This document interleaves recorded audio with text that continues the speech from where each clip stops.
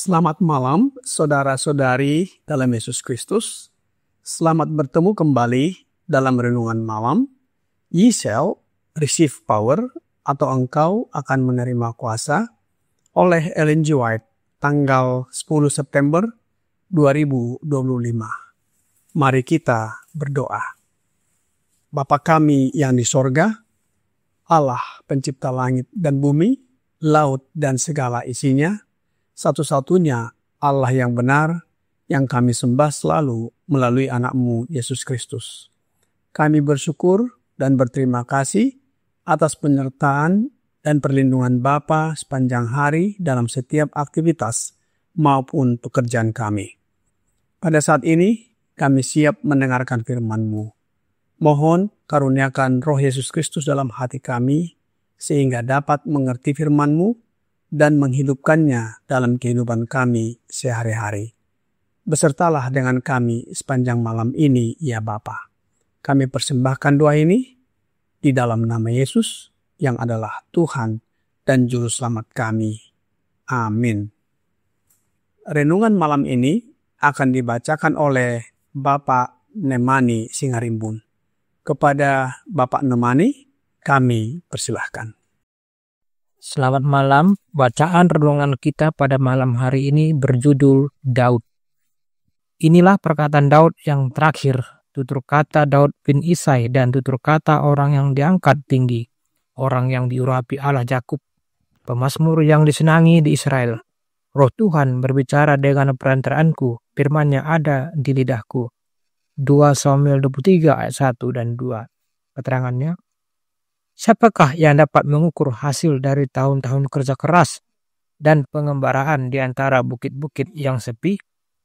Persekutuan dengan alam dan dengan Allah, pemeliharaan kawanan ternaknya, bahaya dan pembebasan, duka dan sukacita. Dari nasibnya yang sederhana, tidak hanya membentuk karakter Daud dan memengaruhi kehidupan masa depannya, tetapi melalui mazmur-mazmur penyanyi Israel yang manis. Mazmur-mazmur itu di segala zaman akan mengobarkan kasih dan iman di hati umat Allah, membawa mereka lebih dekat kepada hatinya yang selalu penuh kasih, yang di dalamnya semua ciptaannya hidup. Daud dalam keindahan dan semangat masa mudanya sedang mempersiapkan diri untuk menduduki posisi tinggi di antara orang-orang paling mulia di bumi. Bakatnya sebagai pemberian berharga dari Allah digunakan untuk memuji kemuliaan Sang Pemberi Ilahi. Kesempatan untuk merenung dan bermeditasi memperkayanya dengan kebijaksanaan dan kesalehan yang membuatnya dikasihi Allah dan para malaikat. Saat ia merenungkan kesempurnaan penciptaannya, pemahaman yang lebih jelas tentang Allah terbuka di hadapan jiwanya. Tema-tema yang samar-samar diterangi, kesulitan-kesulitan menjadi jelas, kebingungan-kebingungan diselaraskan, dan setiap sinar terang baru memunculkan semburan kegembiraan yang segar dan nyanyian kebaktian yang lebih merdu bagi kemuliaan Allah dan Sang Penebus. Kasih yang menggerakkannya, duka cita yang menimpanya, kemenangan-kemenangan yang menyertainya, semuanya menjadi tema bagi pemikiran aktifnya. Dan ketika ia melihat kasih Allah dalam segala pemeliharaannya dalam hidup, hatinya berdebar dengan rasa hormat dan syukur yang lebih sungguh-sungguh. Suaranya bergema dalam melodi yang lebih kaya. Harpanya disapu dengan sukacita yang lebih meluap-luap. Dan anak gembala itu melangkah semakin kuat, semakin banyak pengetahuan karena Roh Tuhan ada padanya. dikutip dari Patriot and Prophets halaman 642.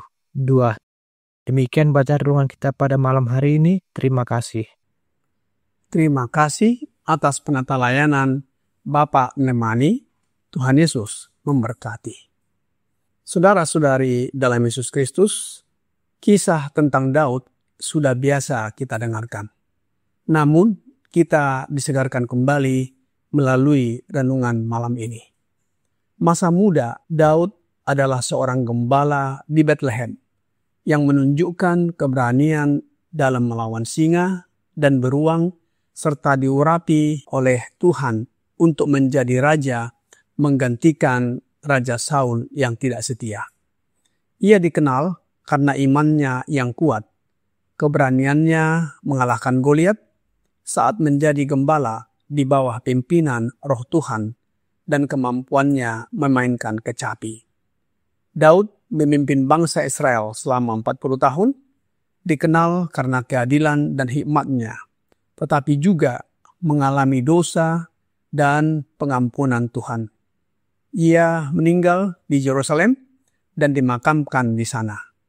Pengalaman Daud dipimpin oleh Roh Tuhan terlihat jelas dalam kemampuannya memimpin bangsa Israel dengan bijaksana dan menulis mazmur yang penuh hikmat.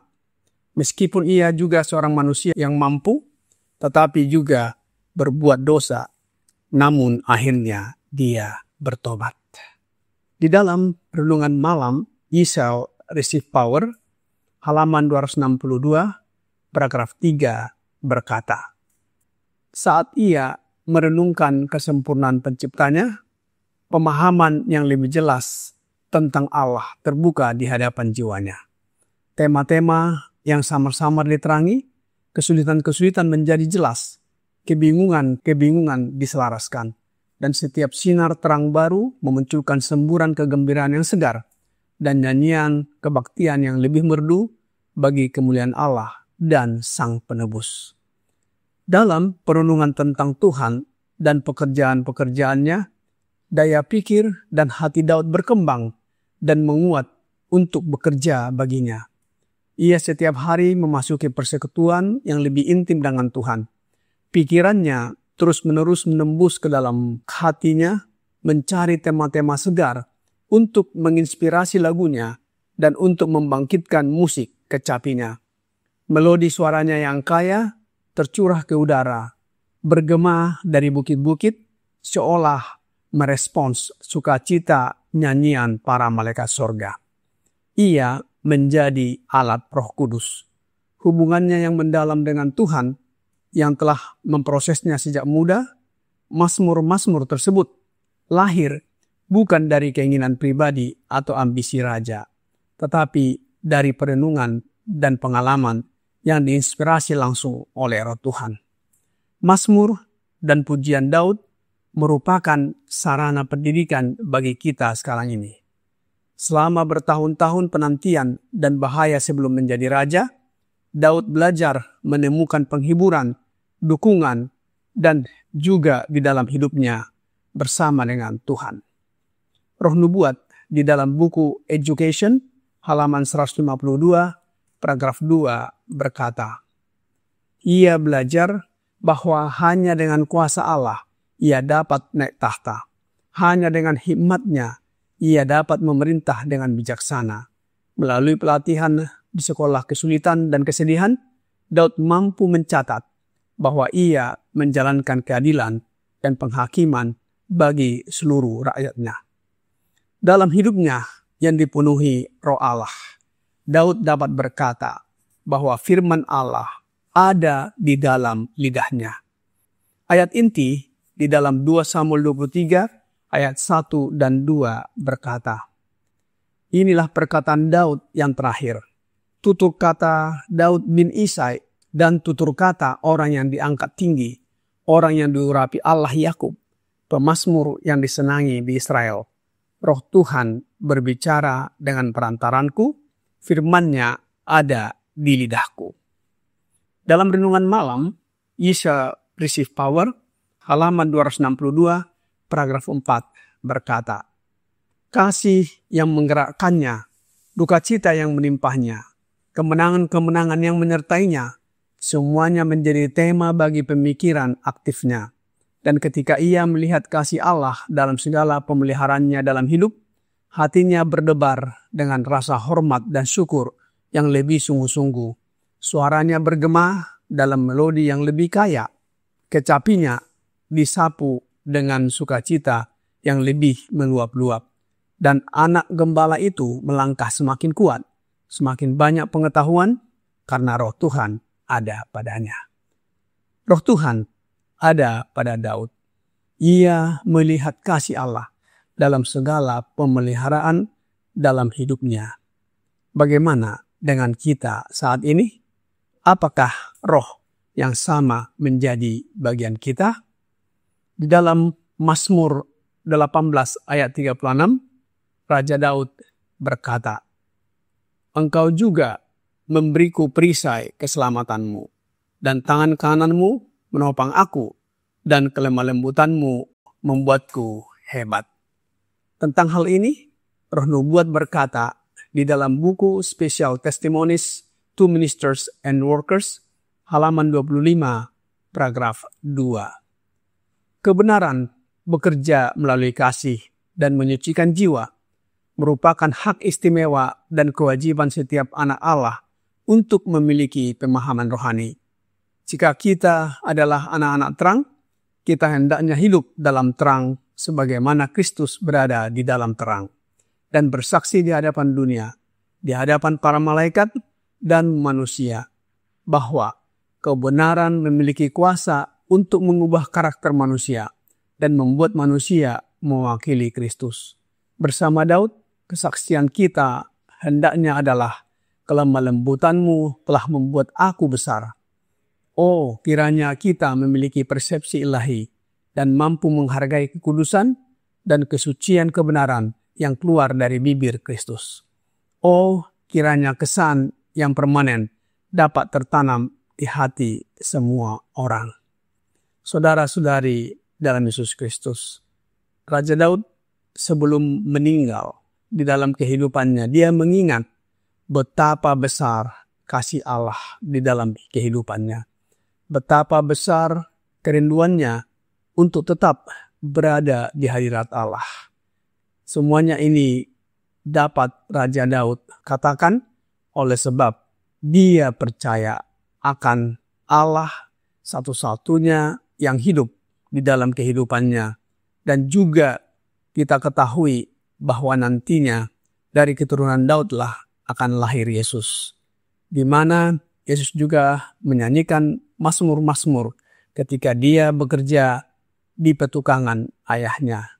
Dan biarlah melalui kehidupan Daud kita dapat mencontoh sifat-sifatnya yang mana di dalam kesalahan, dalam perbuatannya yang jahat, namun dia berbalik kepada Allah.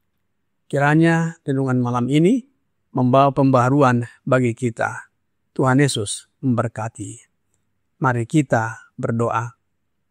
Bapa kami yang di sorga, kami bersyukur dan berterima kasih atas firman yang sudah kami dengarkan malam ini.